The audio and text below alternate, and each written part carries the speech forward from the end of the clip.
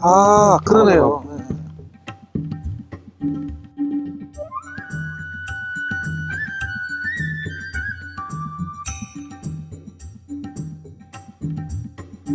왼쪽 딸기가 되게 단단한 것 같아요.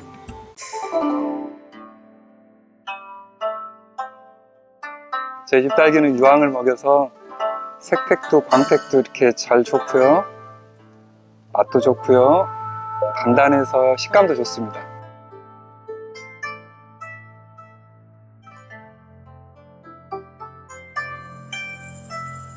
제가 귀농 12년 차인데 올해 처음으로 유황을 딸기 재배에 한번 사용을 해봤어요.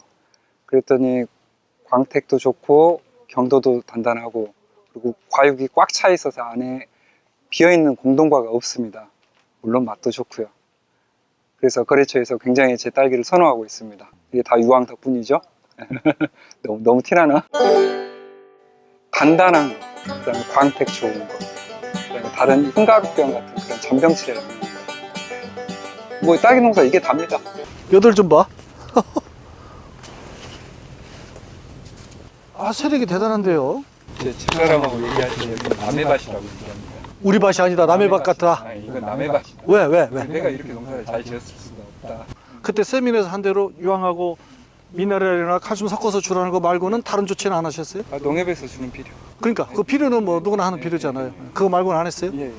처음에는 설마 하셨을 텐데 무조건 따라하진 않지 않습니까, 농민들이? 그 오진 사장하고 같은 출하처에 같이 출하를 하거든요. 오진 사장이 상당히 많이 싫고 해요. 딸기를 엄청 양이 작년보다 더 많아졌어요, 양이.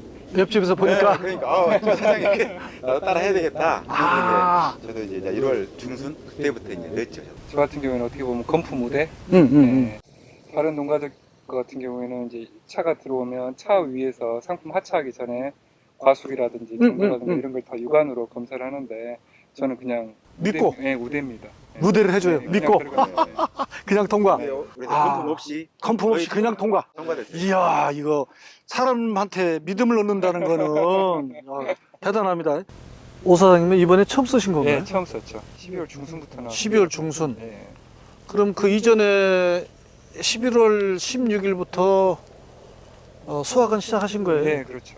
그 수확한 지 한 달 만에 네. 뒤늦게 알고 교육을 받고 써보신 거예요? 예. 그럼 제가 하라는 대로 관주해 두셨나요? 네, 그렇죠. 관주도 하고 연면 시비도 하고. 연민 시비를 할 때 몇 배수로 했어요? 20리터당 40cc씩 넣거든요. 500배. 예. 그런데도 약한이 안 남아요? 예, 안 남아요. 칼슘하고 섞어서 이게 촉매제다. 예. 황은 촉매 역할을 한다 그랬잖아요. 예. 그 실제로 촉매 역할이 있는 것 같아요? 예를 들어서 이렇게 티프안이 온다. 예. 그럼 저희가 칼슘 부족이라고 얘기를 하잖아요. 예. 그럼 과연 이 밭에 칼슘이 없는 건가?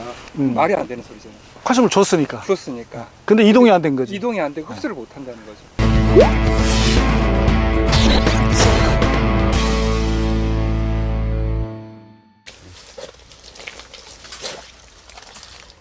그래서 물이 솟고 있습니다. 제 하우스 자체가.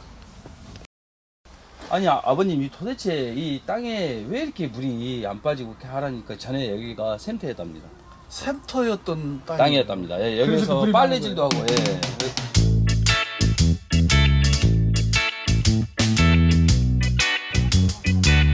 처음에 이번에 올해 딱 한 가지 제품만 좀 바꿨다면은 사장님의 유황을 중점적으로 썼다는 거, 그 한 가지가 굉장히 좀 차이가 있거든요.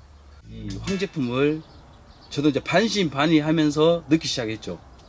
그랬는데 약을 안 치고도 이 잎의 윤기라든가 딸기의 광택이라든가 딸기의 저장성이라든가 딸기의 당도, 이런 모든 부분이 잡혀가는 모습을 보고 이건 굉장히 좀 놀랍다.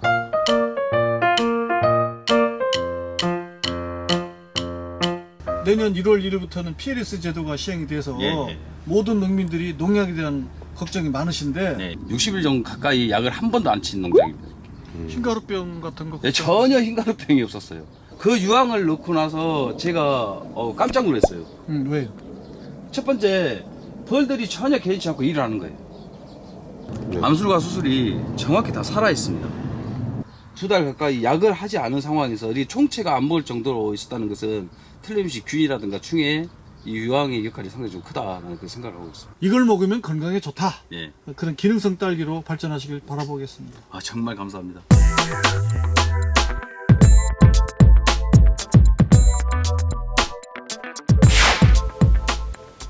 안녕하십니까. 저희 나라바이오 작물재배 연구실에 오신 것을 진심으로 환영합니다. 이렇게 처음으로 이렇게 공개를 하는 것 같습니다. 그동안 저희 나라바이오의 모드싹을 많이 애용해 주셔서 감사합니다. 오늘 시간에는 좀 더 이런 작물별로 좀 모드싹에 대한 좀 정확한 사용법을 설명을 드리는 시간을 갖도록 하겠습니다. 화면에 보는 것처럼 원예작물에는 참으로 많은 병충해들이 많습니다. 그 중에 이 화면은 우리가 병에 대한 걸로 보고 있고요. 그래서 대표적인 우리 탄저병에 대한 거, 또 녹균병에 대한 거, 또 흰가루병에 대한 여러 가지 모습들이 보여주고 있습니다. 그래서 그러한 해당되는 작물을 재배하는 분들뿐만 아니고 또 기본적인 엽채류라든가 이런 다른 작물에서도 또한 해충 때문에도 고생하시는 여러분들도 일단은 이러한 병에 대한 것을 좀 더 알으셨을 때 거기에 맞춰가지고 시기를 맞춰서 같이 동시에 방지를 했을 때 효과가 좋습니다. 여러분께서 다 알다시피 이 모드싹은 병에 대해서 방제가가 상당히 높습니다.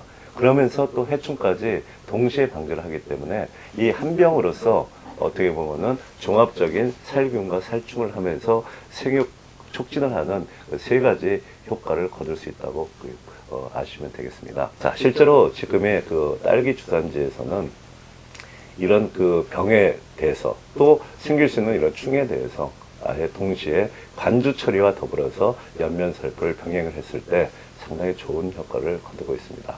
기본적으로는 우리가 예방을 할 때는 500배액으로서 모드싹을 주게 되고, 그러고서 좀 더 문제가 생겨서 치료를 할 때는 250배로 해서 우리가 연면살포를 하게 되면은 그러면 방제 효과가 상당히 높아지게 되어 있습니다.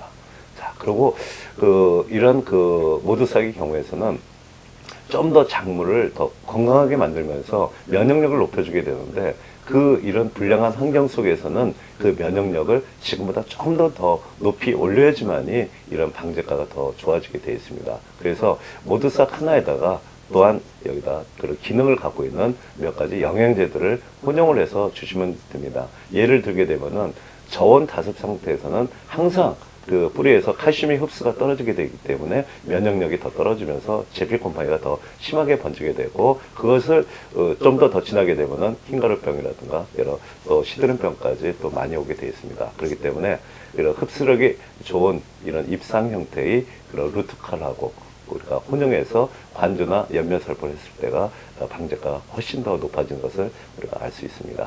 또한 칼슘뿐만 아니고 이런 겨울철에 일조가 부족한 상태에서 우리가 좀 더 수확물이 품질이 더 좋으면서 정형과를 얻기 위해서는 생육을 조절해주는 붕소 성분과 또 광합성 촉진 효과가 있는 마그네슘, 그리고서 칼슘이 같이 혼합이 되어 있는 복합 처방이 되어 있는 우리가 캔마그를 우리가 모드싹하고 혼용했을 때 방제가가 상당히 더 좋아지게 되어 있습니다.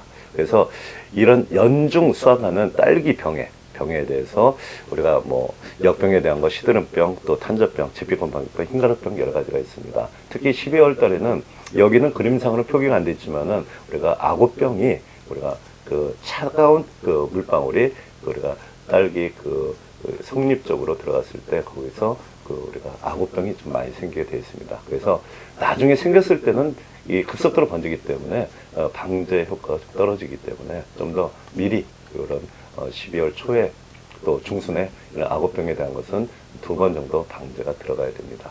자, 또 그 딸기에는 여러 해충들이 진딧물에서부터 시작해서 총치벌레, 작은 뿌리파리, 또 응애라든가 총치벌레, 파밤나방 피해가 되게 많습니다. 그 중에서 그동안에 10월부터 응애 피해를 많이 본 농가들이 우리가 많죠. 그런데 모두싹을 우리가 관주나 또 연면살포를 한 농가들이 한결같이 공통되게 얘기하는 것은 우리 집에는 응애가 없다는 얘기입니다.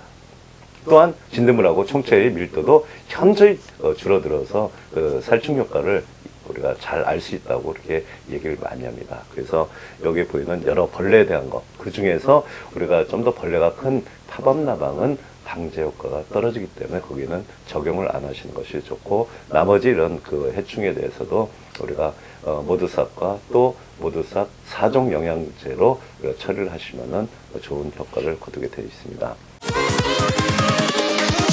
Here we go.